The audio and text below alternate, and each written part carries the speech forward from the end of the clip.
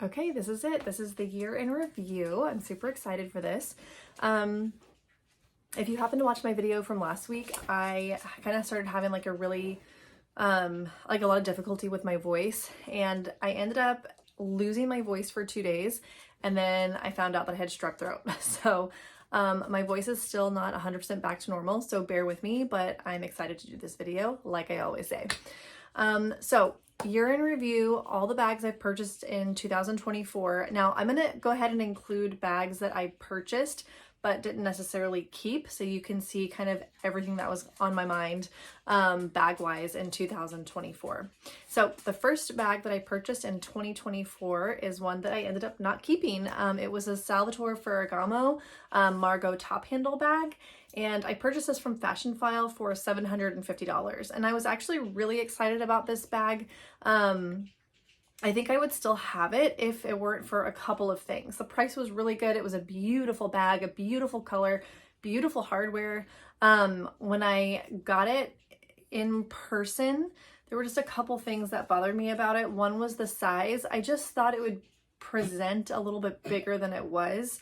And it was fine. Like I could have had it as just like a little handheld bag, but just thinking like, I just don't think I would have reached for it all the time. So I ended up and then also the separator on the inside. I like, for example, the Fendi Peekaboo, how it has that little separation dividing the bag.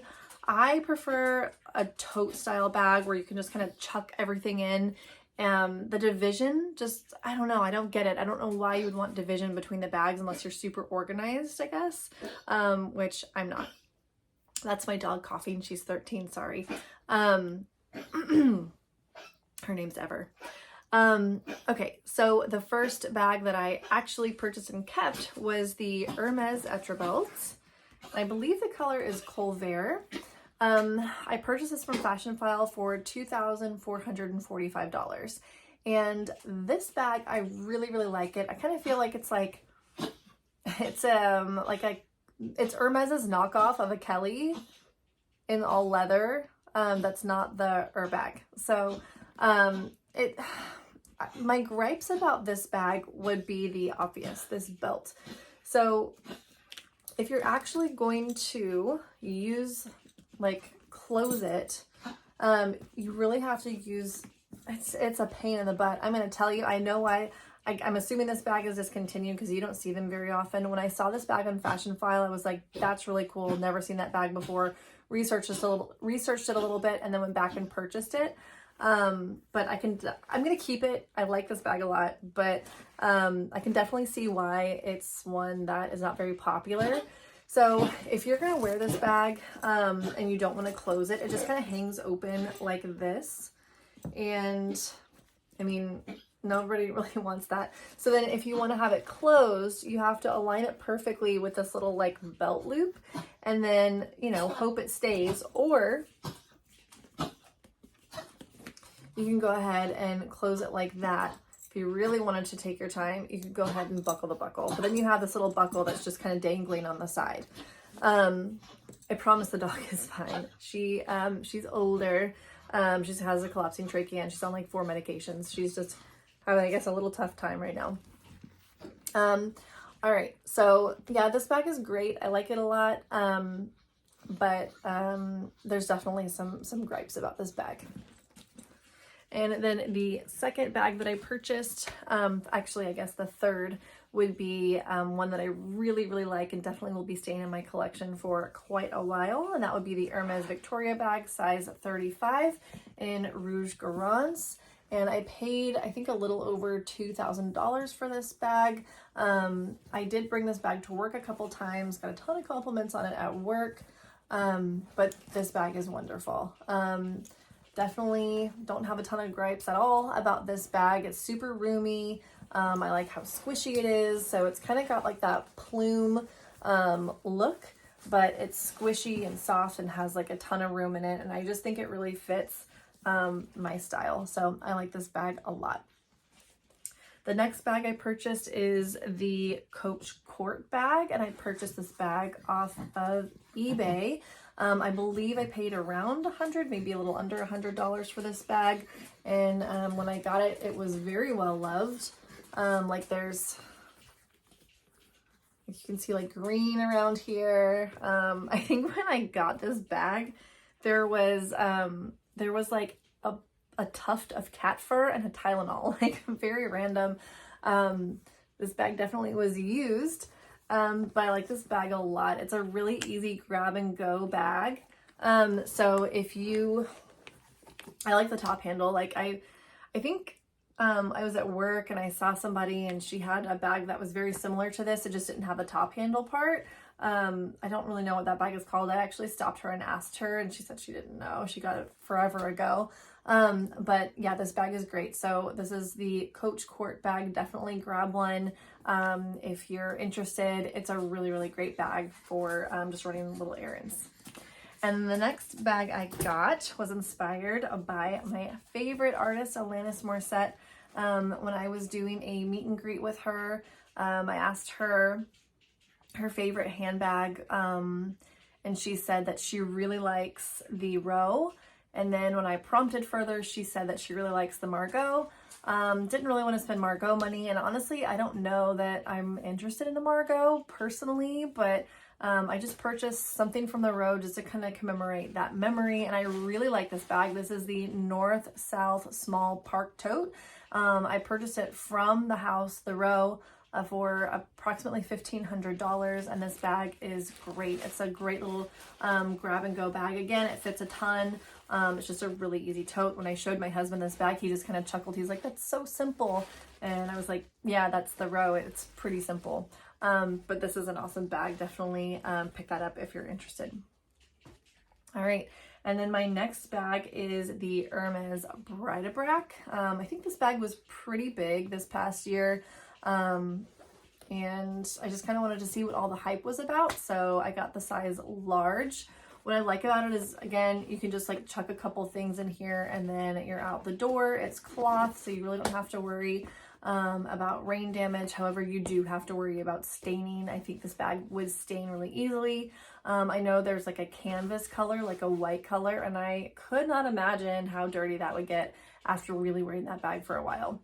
This isn't really meant to be a handbag. It was designed to be more of a cosmetic pouch. But oh my gosh, as a cosmetic pouch, I could not imagine how dirty it would get with all your makeup and everything inside. So I just like to use this as kind of like a grab and go and do run errands kind of bag again. All right, and this next purchase is something that I just kind of picked up. I think I got it when I got the bride-a-brac bag. I was talking to my sales associate and I noticed that he was wearing an ear cuff with an H on it. And he's like, yeah, it's honestly one of my favorite things that Hermes sells. He's like, this, out of anything that Hermes sells, this ear cuff is like the most me thing. And he's got like a whole bunch of just like ear candy. So I can definitely see that fitting him well. It does fit him well.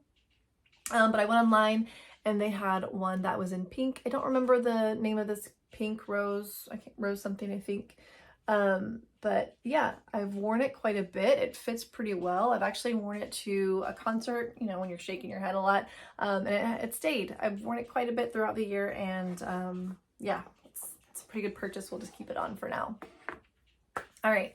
And then I went on a journey with the Le Pliage. So, you know, kind of going back memory lane, when the Le Pliage Queer from Longchamp came out, I was obsessed. I ended up purchasing one in black, and then I went crazy and got a whole bunch of different ones in a bunch of different colors. I guess I got sick of them, or I don't know what I was doing, but I sold basically all of them and then regretted it. So then I had to go on an eBay search and find to find these bags.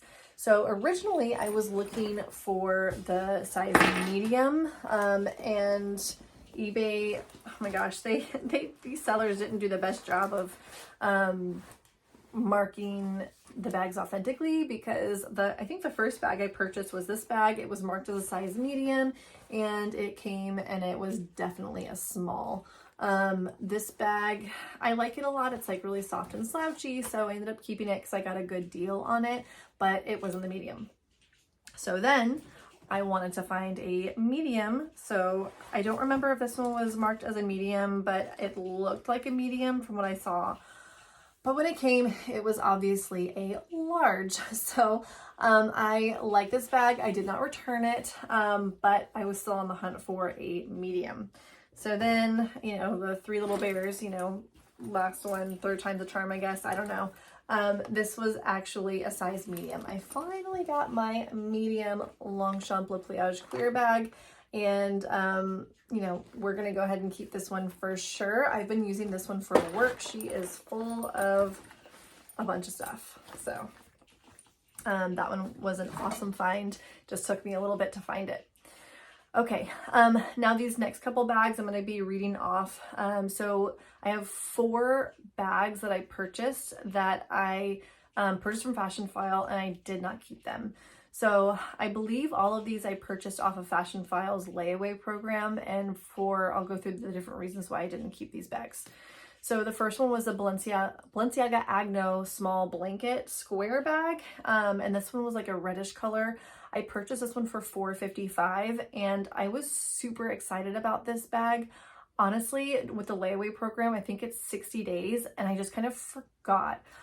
So I think I got an email saying like, hey, you have 10 days left, and I'm like, oh yeah, no problem. Like, I'll pay it in a little bit, and life just got to me. And then I was like, oh my gosh, I need to go and purchase that bag. And then when I went in, I was like a day late. So they had already like given me part of my money back and then put the bag back up online. And I was like, well, I don't want to spend extra money on this bag. So I just let it go.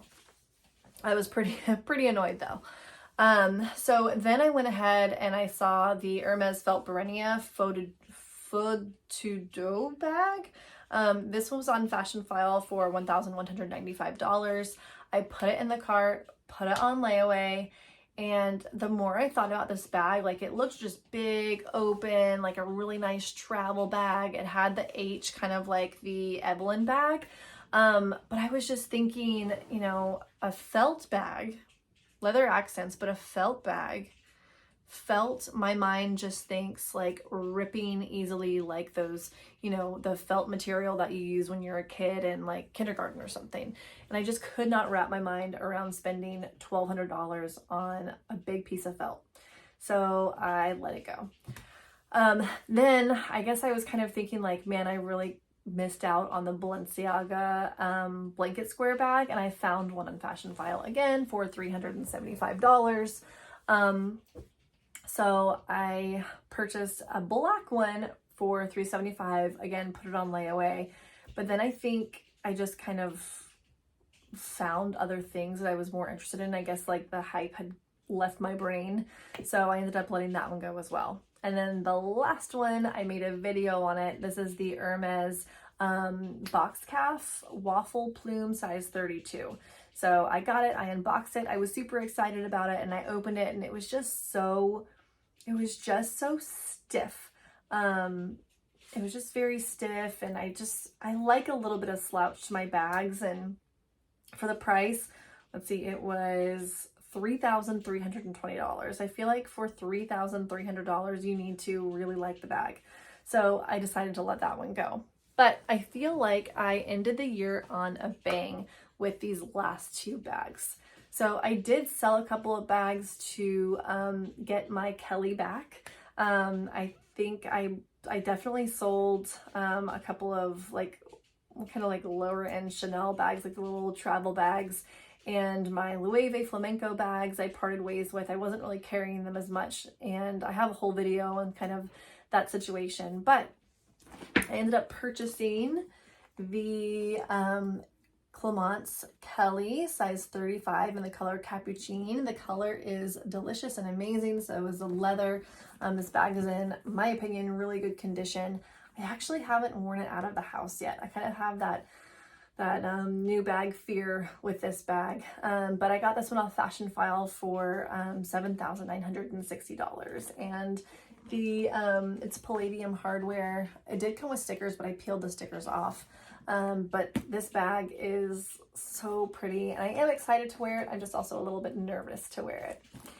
And my most recent obsession is the last purchase that I have for the year 2024, and that would be, of course, the Loro Piana L27. This is in silver hardware, and the color is Kummel, Kummel. It's basically like a really nice rich brown color. I have worn this bag out several times. I actually wore it out today. to go grocery shopping, and I really, really like this bag. The L27 I think is my favorite bag of the year, and let's see, I have my L27 in the, I think it's blue marine color, and this bag is probably my most used bag of the year, so I had to go ahead and round the year out with another color. They're so pretty. So yeah, so that's my collection from 2024. Thank you guys so much for watching, and if you wouldn't mind, maybe give the video a like, or leave a comment, or maybe even subscribe. I'd really appreciate it. If you have any questions about any of these bags, please again leave a comment. I'd love to go into further detail if you want me to about any of these bags, or answer any questions that you have, or if you just want to chat about any of them. So thanks for watching. Bye.